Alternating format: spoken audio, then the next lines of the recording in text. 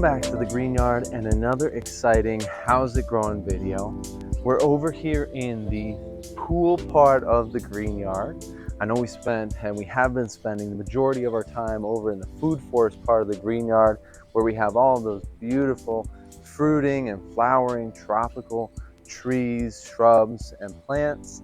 I wanted to kind of give a break from over there. I do have a few more things to update on, including our Gramachama tree, things like that, which will probably be our next video that's coming out. But I wanted to kind of take us away from over there and bring us to what has become this jungle of a pool part of the Green Yard. It really is quite amazing to see how much these bananas have grown this year.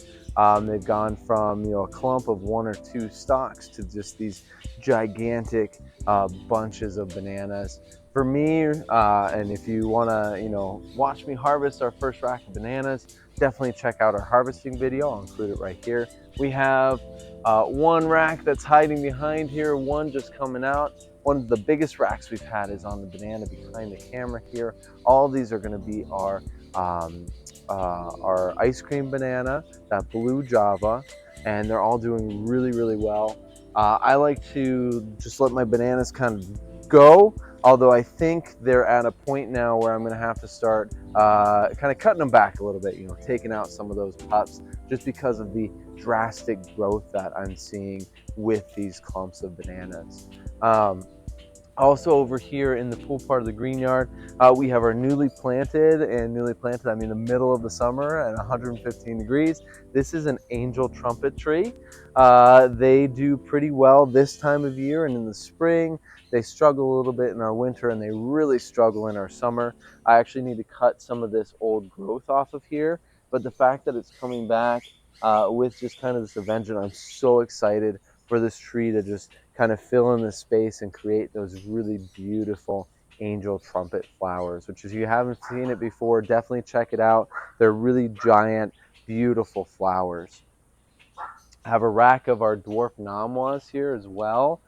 This rack has been on the tree for a while. Really small bananas. I don't think it's going to produce very much, unfortunately, or do very well, but we do have our dwarf namwa rack coming out and a bunch of pups coming up, which is really good as well. But we're over here to talk about our Plumeria.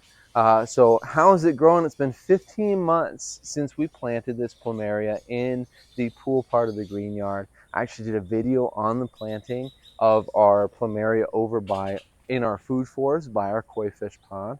Definitely check that one out. That Plumeria is doing good as well.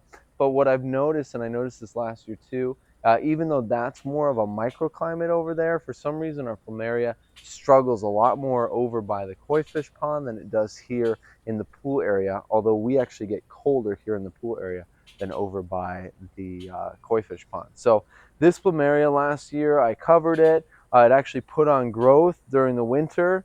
Plumeria is really the thing we have to worry about. We need some afternoon shade. We need cold protection in the winter. And of course, that mulch fertilization and that agricultural sulfur. So let's go on and let's talk about how is it growing? How has our Plumeria been doing in the last 15 months here in the Green Yard? Here we go.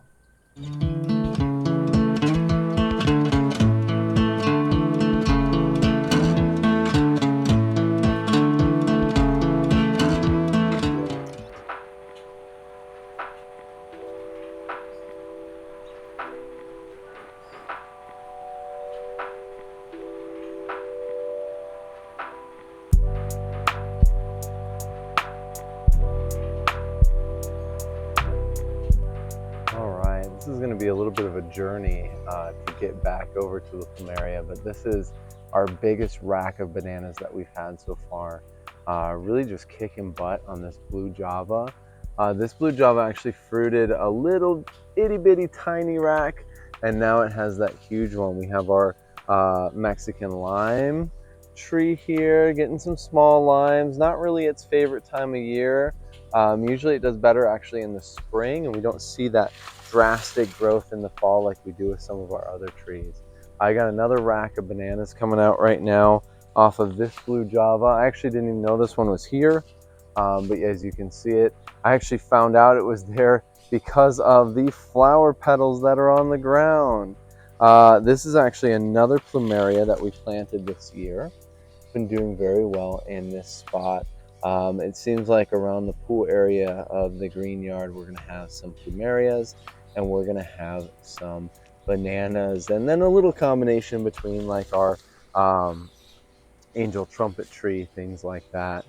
As we venture over here, you can see once again, big, huge, giant banana flower just came out. I just noticed this today as well as I was coming over here to check it out. It's about, I don't know, I would say 10 feet, maybe a little bit more up in the air. So that'll be an interesting rack to harvest, hopefully, if we stay warm still. And then this rack here is going to be ready for harvest pretty soon. I've found with our blue javas, sometimes they don't ripen all the way and the racks just kind of fall over. Not sure what the deal is with that, if it's overwatering, underwatering, something like that, but I have started to notice that with our blue javas. So hopefully we continue to find some success with that. Here's that angel trumpet tree coming back. When I planted it, it was pretty much all the way dead. But they do kind of go dormant in the summer. It just gets too hot for them. So hoping for some beautiful flowers next year. On the other side of the fence, we have that ice cream bean tree. Did an update on how's it growing a little while ago. We also have our newly planted Mexican red guava as well. Ice cream bean is actually about 5 feet tall now, which is super cool. Got the trampoline, in-ground trampoline off in the distance, brown turkey, fig, and then over here is that rack of dwarf namwas. Like I said before, really small bananas. I don't know if that's going to ever ripen. Hopefully, we'll see. All right, and here are our plumerias. This one's just doing so good. I don't know if it's just the spot. I don't know if it, these bananas create such a good microclimate. I'm not sure what. Just knocked this leaf off. I've been doing some fish emulsion for November. I usually do it once a month. Um, but so how is it growing? This one's doing great. It actually flowered this year a couple times. Beautiful flowers, multicolored flowers. It actually was supposed to be, I think it's called a rubia or a rubra. I'll write that down in the comments below. But it's supposed to be the plumeria that has the red flowers, the most common variety. And then this one came and it surprised me, and it actually has those beautiful multicolored flowers. Really, really, really pretty tree. You can see it grew a lot this year. It actually started out down here towards the base, and as you can see, it's been growing and growing and growing and growing. Probably gained about 8 inches or so this year, and really starting to take more of that tree shape to it as well. Um, with this one, I feel like a lot of the success is coming from obviously this microclimate, right? So it gets shade in the afternoon, it gets a little bit of morning sun. I'm finding that our plumerias want to have mostly, or at least mine do, they want to have shade most of the day. Or at least that's what I'm finding with our young plumerias. I know as they grow older, they want to have more sun. That's kind of the goal with most of our tropical trees, is that they grow into full sun. This one definitely will as it gets older. This area has been heavily mulched for a very long time. It actually has one of the best soil compositions in the entire green yard. If I just stick my hand in here, you'll see it's just like this beautiful black dirt. This is not what it was like when I got here. When I got here, it was nothing but rock and our native soil. So lots of decomposition going on. This area has been under mulch for the last 3 years. Ever since we moved in, this was one of the first areas that I mulched. So it's nice to see that pay off and get this really, really great, amazing soil in here.